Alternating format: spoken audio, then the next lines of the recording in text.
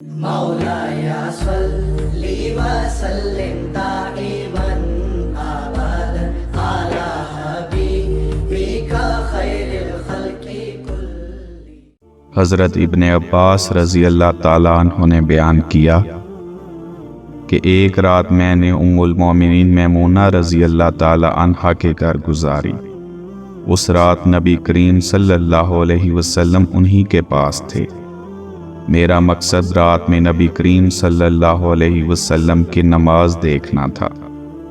نبی کریم صلی اللہ علیہ وسلم نے تھوڑی دیر تو اپنی اہلیہ کے ساتھ بات چیت کی، پھر سو گئے۔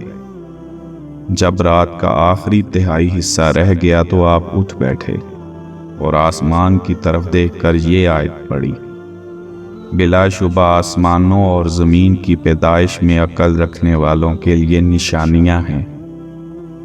پھر اٹھ کر آپ صلی اللہ علیہ وسلم نے وضو کیا اور مسواک کی، پھر 11 رکعتیں پڑھی۔ پھر بلال رضی اللہ تعالی عنہ نے نماز کے لیے اذان دی اور آپ نے 2 رکعت نماز پڑھی۔ پھر باہر آ گئے اور لوگوں کو صبح کی نماز پڑھائی۔